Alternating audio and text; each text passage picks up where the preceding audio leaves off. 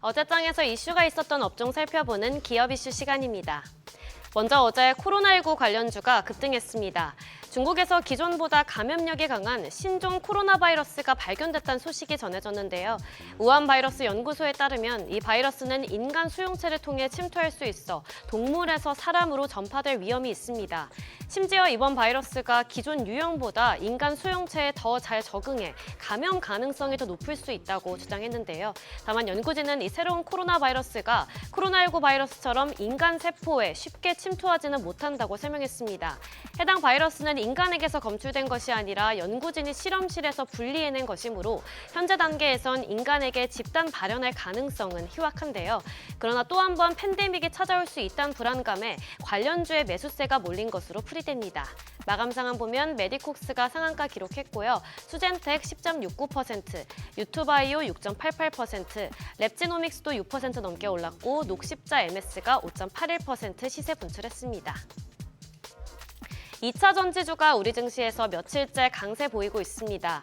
지난달 부정론의 극단을 통과했다는 평가가 투심 회복에 긍정적으로 작용했는데요. 지난달이 과매도의 국면이었다면 이번 달엔 전기차 판매 및 리튬 가격 회복 기대감으로 빠르게 적정 가치를 회복하고 있다는 분석입니다. 또한 전고체 배터리와 전구체 배터리에 이어 원통형 배터리에 대한 관심이 뜨거운데요. LG에너지솔루션이 원통형 배터리 기술과 전기차 배터리 관리 서비스로 지난해에 이어 올해도 인터배터리 어워즈를 수상했습니다.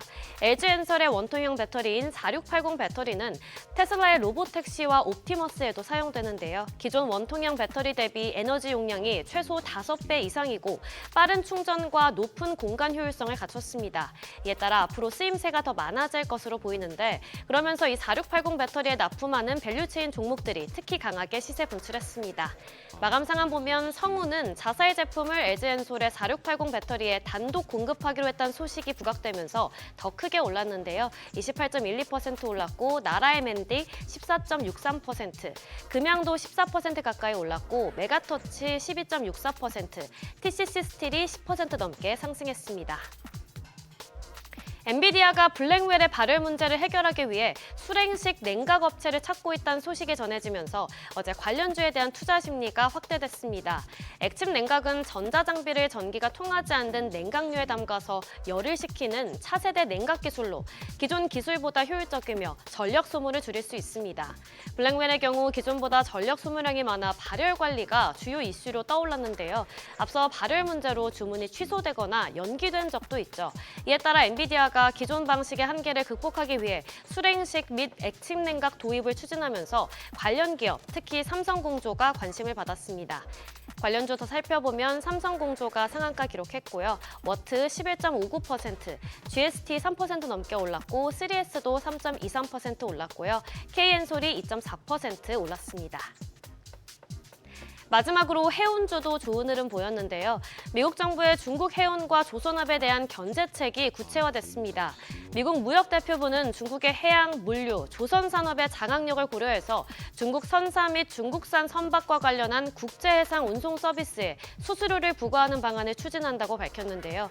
여기엔 중국 선사 소속 선박이 미국 항구에 입항할 때마다 선박당 최대 100만 달러의 수수료를 부과하는 내용 등이 담겼습니다. 이로 인해 국내 해운사들이 반사수혜를 받을 수 있다는 기대감이 확산했는데요.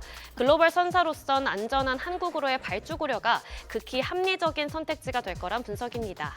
마감 상황 보면 HMM은 중국산 선박 비중이 낮아 더 크게 올랐는데요. 7.12% 올랐고 흥하해운 3.12%, 대한해운 1.9%, KS해운도 1.13% 올랐고요. STX 그린로지스도 소폭 올랐습니다. 지금까지 어제장 이슈 전해드렸습니다.